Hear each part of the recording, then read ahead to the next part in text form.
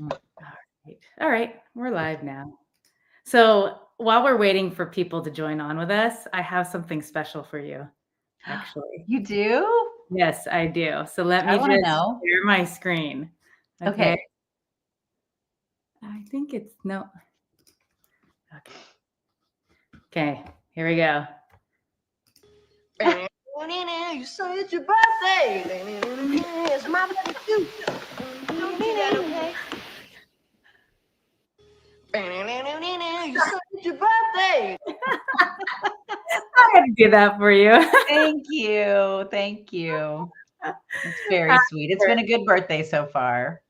Yeah, whenever I hear it's somebody's birthday, that's what plays in my head every time. It's such a good movie. I just saw him as an adult that's my age, like in a movie now or in a show now. It was Reacher. He was kind of a bad guy in Reacher, and he looks. I mean, you can still tell it's him, but I just haven't seen him since he was 15 years old. So it's really strange to see him Yeah, now. Close to 60. That's I mean, I crazy. I probably watched that movie 100 times. Oh It's yeah, I mean, it was just a classic. So yeah. You never get tired of it. I never. couldn't All agree more. right. Could not agree more. Yeah. Well, happy birthday, and I Thank hope yeah. you. And thank you so much for joining me. My Well, pleasure. yeah, yeah. All right. Well, I'll get us started. So happy Wednesday, everybody. Welcome to Mhm. the Dog Gurus live discussion and podcast. Thanks for listening.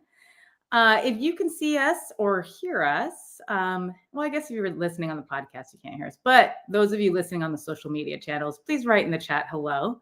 We love to interact with you guys. And we also welcome you to interact with us during this discussion because the more input we get from you, I think it turns out to be a better discussion and there's more value add. So, Stephanie Mhm. Shipley, oh, what's up, girl? All right. Stephanie. I love Stephanie Shipley. I was just talking about you the other day with my husband and the folded origami dollar bills. And yeah, so cute. All right, Karen Campbell saying hello. So hello. So my name is Shantae Marquez, and I'm joined with the birthday girl, Courtney Empkin. And we are both profit network coaches at the Dog Gurus. The Dog Gurus provides pet care business education and coaching at every level of your pet care business journey. We give expert guidance with proven strategies and comprehensive resources to help pet care businesses thrive. So, whether you're running a daycare, boarding facility, grooming salon, training center, or all of the above, our goal is to support you in delivering the highest care quality while maximizing your business's potential. All right, so today's topic is Mhm. how to talk to owners when their dog's not a good fit for group play. And I think this is really important and it's very common and it's something that like owners struggle with as well as staff. But if we don't have transparent conversations, the consequence typically seems to be where the staff member might be afraid to tell them their dog's not a good fit and they let them get through and pass the evaluation. And then we have the Mhm. wrong dogs in daycare. And that's when high risk and high liability increases. And that's when we have dangerous situations that happen. So, Yes. yeah. And we'll say hello to a couple more people. So, Jennifer saying hello, Remington. Mhm. Hello. Thanks for listening, guys. And And Coach Anna's on too. Anna and team. All right. So I think the first thing to keep in mind when you have these conversations is to really see it from the owner's perspective. And I want to ask for those of you listening, in the past, like let's just say 60 days, have you had to turn away a dog for group play or at least recommend other activities? Go ahead and write in the chat. I'm Yeah, curious. it's such a touchy subject because it's people really take it personally when you tell them their dog isn't a good fit for a play group. And it's like telling them that their baby's ugly. They get very offended. They think that their dog is being discriminated against or that you don't really know their dog like they do because they don't see this behavior at home and they don't understand, what the big deal is. And sometimes the dog is putting another dog in danger. Sometimes the dog is putting themselves in danger because they're just not reading any nonverbal cues and they're just like in another dog's bubble the whole time and not letting up. So I think what people don't understand is that, a lot of times those dogs are actually really uncomfortable. Um, Right. and they would rather not be there. Yeah, I was just chuckling, sorry, not at what you were saying, No, it's but okay. at what Stephanie was saying. She was like, one of our local veterinarian's dogs, they couldn't let in. And then Jennifer also said she just had to do this today to a practice owner's family dog. So yeah, I mean, look, one of my dogs definitely cannot go into daycare. Yeah. So it's definitely happens a lot. But, the main thing is that there's a way to present the whole evaluation process to really get it off the focus of whether the dog is the issue. And I think a really great way to frame it, the conversation is, hey, we're going to evaluate Rocket here for what activities Rocket likes the best. Oh, I like that. And by doing that little switch right there, Mhm. that changes the whole tone of the conversation. It takes any personalization off of it, but it also gives you an opportunity because, look, hopefully you're doing enrichment activities or you're thinking about starting an enrichment program, because once you start doing that, we never, unless the dog was unsafe to handle, we never really had to turn away a dog because we always had an enrichment program for that dog. That's So right. if you base it off activities, then you start to say, look, Rocket doesn't really enjoy being in group play, but we found he really loves to do this obstacle course in our enrichment service. Yeah, So, you're giving them options, and you're reiterating that the dog did still enjoy themselves. It just wasn't in a group play setting. yeah, and you have other options. If you don't have other options for that dog at your facility, then I would recommend always giving them some solutions. So, Mhm. Finding another pet care center or another A force-free caretaker. trainer, or give them resources of places they can go. Yeah, Yeah, absolutely. great. Do we want to read what's going on here in the chat? There's a lot. Sure. Remington says, my biggest problem is finding another outlet for the dog. We can only take so many individual play dogs. That program is full at the moment. We recommend dog walkers, but owners are bummed when they can't come to daycare. We struggle with not being able to serve the client because we only have so much space and staff to take care of dogs that are suited better for individual play. Yeah, that's a struggle. Might be time to raise your prices if you've got a wait list going. Absolutely. That's what I was thinking. Figure out a way to expand that program. That is hard though. Or also create a membership program. I mean, with a business that has a wait list, you can't take any more. That's a good time to start a membership program. Mhm.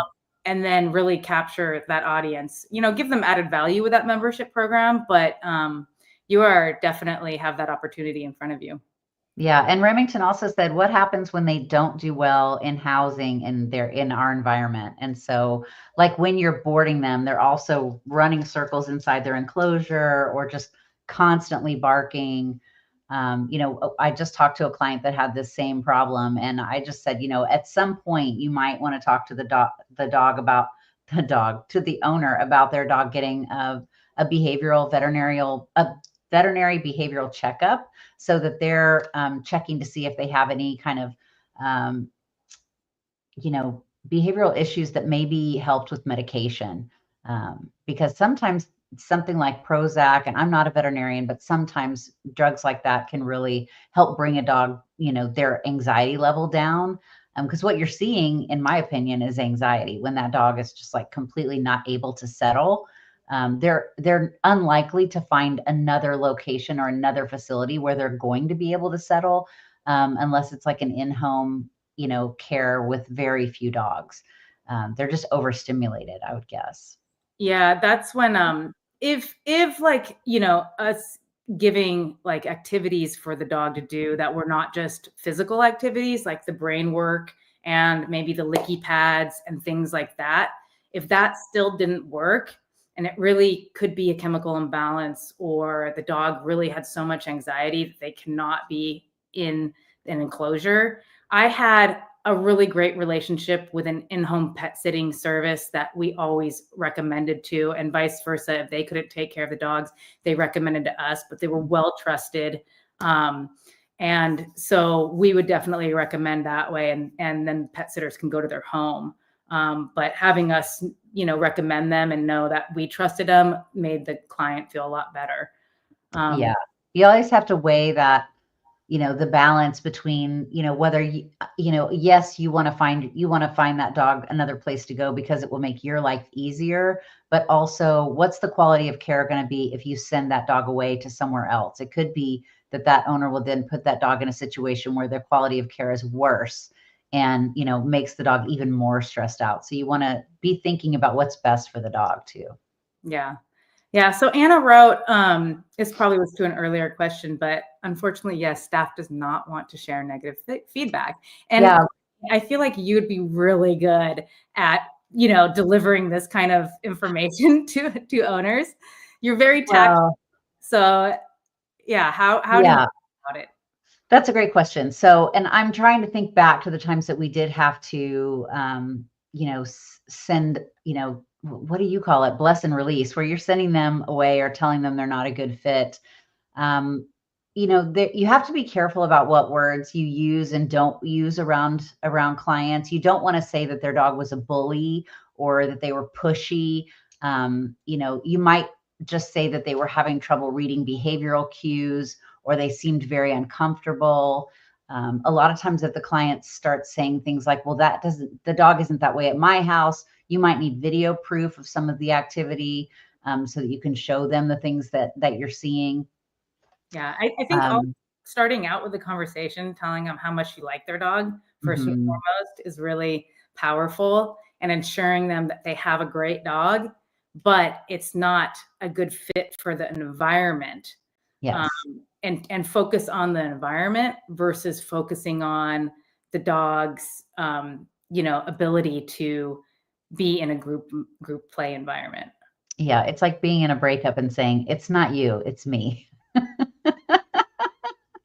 Yeah. It's not your dog. It's our environment that's too stressful for your dog.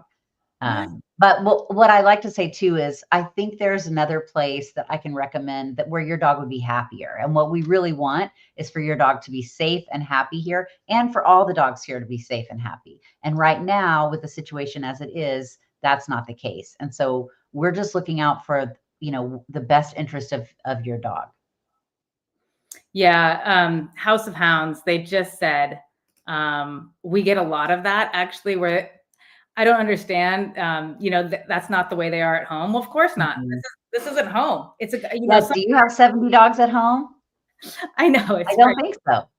Well, and that's when I try to relate the conversation back to a human child and say, look, when your child goes to Disneyland or goes, I don't know, whatever place that, like a bouncy house or something like that.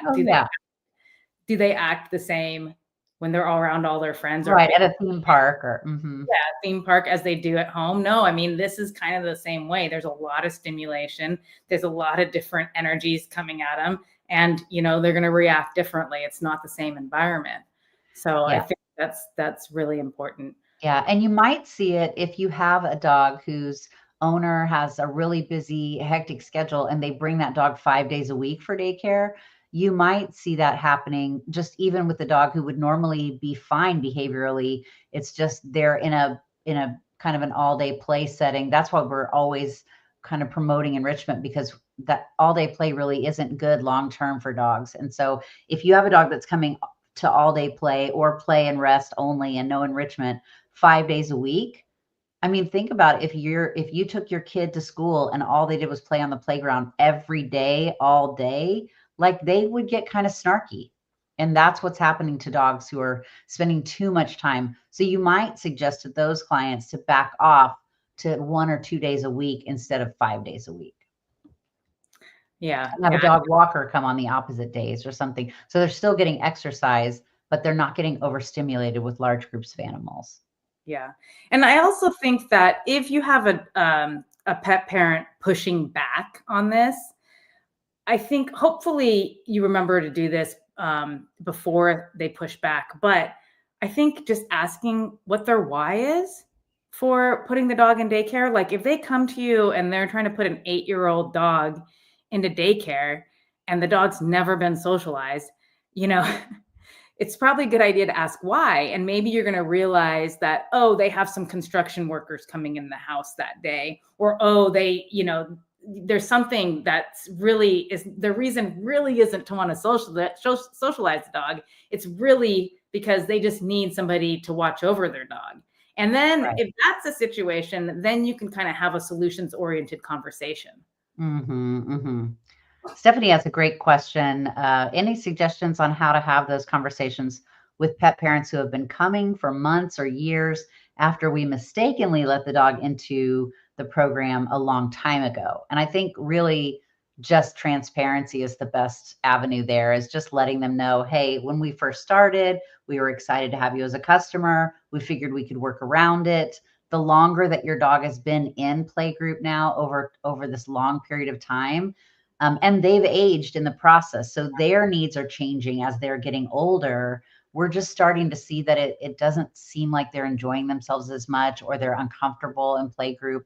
They're feeling their bubble has gotten bigger, and so they don't want dogs in their space. And I just am thinking that it might be good to transition to more structured, brain games and things like that outside of group play. Yeah, I mean, dogs transition out. I mean, as the dogs get, and it could be, Stephanie, that in the beginning the dog was okay to be in. Yeah. But as they get older, their tolerance levels change. And Yeah, absolutely. I mean, I said this last week in a conversation I was having, but it's similar to, look, the average age of these dogs in daycare is like 6 months to 4 years. Yeah. And for us, that's like if Courtney and I were going to go to a 13-year-old's birthday party. I don't want to do that. No. Yeah, one of us can still go clubbing, and it's not me. Not yours, but I don't want to go to the 13-year-old. Yeah. Yeah. So I think it's also just kind of having a more of a education conversation about like the stages of the dog and how they get mature and they don't have the same needs as they did when they were younger. That kind of, changes the tone. Yeah. Anna has a great question. I think I've already got an answer for her, but she says one of our biggest challenges is that owners ask how their dog did at pickup. The staff usually says fine or great as a reflex. We're trying to figure out how to communicate more helpful information regularly.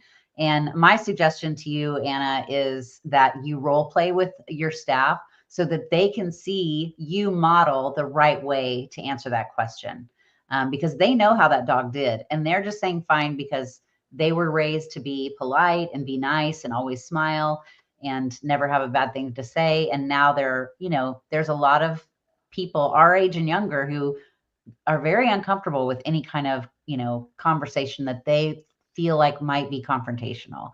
And so really the best thing to encourage them to do is just to be as honest as possible, but be careful with the words that they use. So I would say, I was, normally he does okay, but today he seemed a little bit uneasy, or he seemed like dogs were really kind of getting in his face and he didn't like it.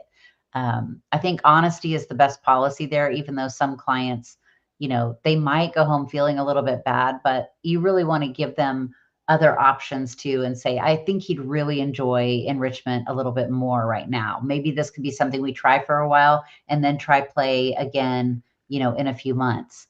So you're giving them options instead of just like, this isn't working out, because that makes people just feel bad. But yeah, I would say role play. Yeah. And, I mean, it might not always be that they're delivering negative information, but you want them to have something else other than saying fine. Yes. So maybe, you talk to them about trying to, first of all, maybe there's leads that only take them to the client and they can provide more feedback other than just fine. I don't know. Yeah. The more experienced, especially with the problem dogs, you want more experienced staff doing the go homes, for sure. Yeah. All right. So we've got one more question. Or do we have time? We don't have time for that right now. We'll kind of Okay. wrap things up.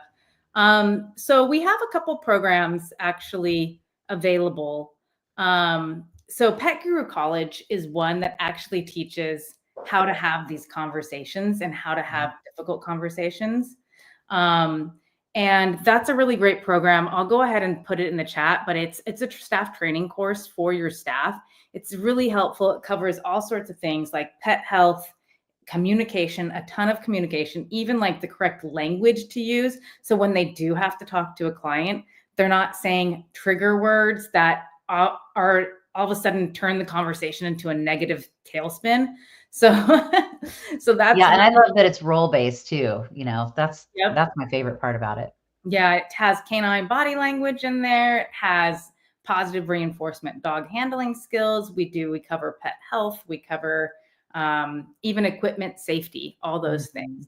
So I'll go ahead and put that in the chat.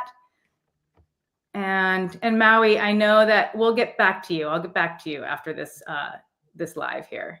Let's see. We have something from Remington. Yes, you want me to Sure. mention it? We do parent observations and have them come observe our good day campers and their own dog without the dog knowing, and that is helpful. We do still have owners that don't value the same safety standards and behavior we require, and I know we can't always give them what they want. We just get disappointed when the owner doesn't understand and walks away with the wrong viewpoint, meaning they just heard that their dog failed and didn't do well, but we can't convince them that the dog isn't a good fit. Yeah, it's a struggle. It really is. But I like that you're giving the parents a chance to observe what their dog is doing. And that's really great. If you have like a one-way glass or something like that where the owner can watch, but the dog can't see, that's wonderful. And then the other thing that I wanted to mention actually is our dog evaluations course as well. Let me go ahead and hide this for a second because it was the dog evaluations course. That's really helpful too. So if you want to maybe strengthen your evaluation system, this is a really great way to do it. It's a step-by-step course that will teach you, the owner or the GM, really how to develop and safely implement an evaluation system. And it comes with forms, already done for you forms and all sorts of things. So it's really great. And I'll go ahead and put that in the link or in the chat as well. Great. Thank you. Yeah. So what are you going to do for your birthday, Courtney? Oh gosh. Well, I just got to spend the morning with my daughter, and I think I'm going to get to see my son for the evening. So we're going to get together for dinner and go somewhere. I don't know where. I haven't thought about it. I haven't even planned it, but maybe a pedicure is in my future. We'll see. Oh, that would be with some champagne. Once you get older and your birthdays are, over 50, you're just like, it's a birthday. You're not as, you don't get as excited about it. I already feel that way. So Stephanie says, what about Bart? Oh, he's already lavished me with gifts. And yes, he got me a little bird watcher, like a little camera for like a birdhouse with a camera on it. So I can. Oh, I wanted one of those for Christmas and I didn't get it. Yeah, I'm very excited. I'm very excited. I have a bird feeder right out my window right here. So right now, while we're talking, I see birds eating and I see hummingbirds. It's just great. So it'll be a new addition to my little bird area. Awesome. All right. Here's the dog. Yeah. Thank you. Thank you, Carrie. Yeah. All right. That's so fun. All right. Well, everybody, thank you for watching and listening and participating. We love that. So we love all the engagement because I think that kind of picks our brains to offer more information. So everybody, happy Wednesday. Have a great day. If you haven't joined our group, Grow Your Pet Care Business, please do. It's a great forum to get advice or get support from other pet care business owners that are like-minded. We just have 2 rules, and that's 1, be nice, and 2, no selling. So thank you, everybody. And yes, have a great day. Have a great day. See you next time.